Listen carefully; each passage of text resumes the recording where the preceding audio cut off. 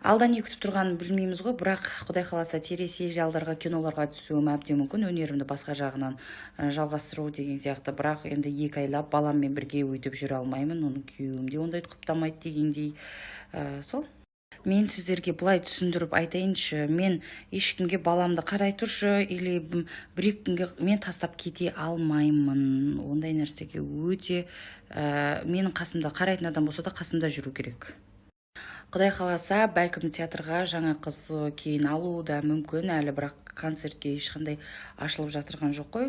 Сондықтан бұйыртса театрға мықты, өте өнерлі дарында кірісе келген қалайым. Мейлі, көңілі жарым бейшаралар енді сөйтіп айтып, жақсы болып настроениелерін көтеріп жатса, өздерінің оғанда қарсылығым жоқ. Сол көрілмаушылық қой, енді бейшаралық қой. Сол білген кезде айттым, сосын барып кешке жұмыстан келгеннен кейін ол бір көк торт алып кепті, ұл болсын деген ғой, ниетпен гүл келіп сөйтіп атап өттік өзіміз үйде. Кедей бай болсам дейді, бай құдай болсам дейді ғой, адам армансыз болмаған ғой, бәрі де әйтеуір бірдеңе қалап тұрады. Анау орындалса, мына арманы бар әйтеуір очеркпен. Бірақ Аллаға шүкір, Аллаға мыңда бір шүкір осы күніме. Немене бәле, қатын сияқты күйеуге тиіп ағасыңдар ма, не істегесіңдер? Таналқы деген, біздің күйеу таналқы түгілі түкте білмейді ғой, шаруасы да жоқ қой, біреу не жағып алған, не киіп алған осы.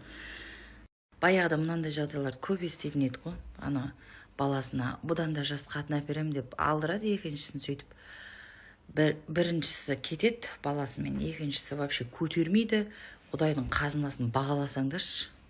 Екіқабат әйел эмоциональный болады, көп сөз екіқабат кезінде көтергеннен кейін, туғаннан кейін ажырасып кетіп жатады да, неужели соны барған жерлері түсінбейді? До того топаспай или хотя бы босанып алсын, ертең жанын шығарамыз деудің орнына ол кезде енді ұмытылып та кетеді ғой. Жоқ, сол ана екіқабат қатынмен бірге олардың да гормондар ойнап тұра ма, үйіндегі қайынсіңілі, қайнінілердің бәрі жабылып, сонда ету керек. Қазірдің өзінде, мысалы, өзімнен білем да, кейде мен күшті болып жүреді, күліп сөйтіп жүрем да, сразу уже мен бәрі ұнамай тұрады маған. Оны білу керек қой, енелер білу керек шығар. Немене бәле, өлімге кетіп баратыр ма? Осы кәс жігіттерге таңғалам ше. Кішкене бір жерге кетіп баратса. Баяғыда біреу 1 айлық армияға барып келген кейін үйіне келіп інісіне, "Ей жаным, қаншасыншы класс оқып жатсың?" деп айтады дейді. Біздің басымызға түспеген екен, біз айтып оттай береміз ғой, бірақ ондай нәрсені ешкімнің басына салмасын. Егер сабасына түсіп, ол жақсы болып жатса, ары қарай жақсы болып кетіп жатса, жақсы. Ал кейбіреулер до конца қатынның нервысын ішіп бітеді ғой. Ешкімнің етегінен ұстап, сол байдың етегінен ұстап жүрме, ондай нәрсені вообще құптамаймын. Если жақсы көрмесе, басқа біреуге көңілі ауып тұрса, пожалуйста, ол екі адам өйтіп бір-бірін қинап өмір сүру керек емес деп ойлаймын. Бәрібір еркек кінәлі. Әр қызға барып, әр өтірігін айтып, не деген өтірікші адамдар бар бұл әлемде.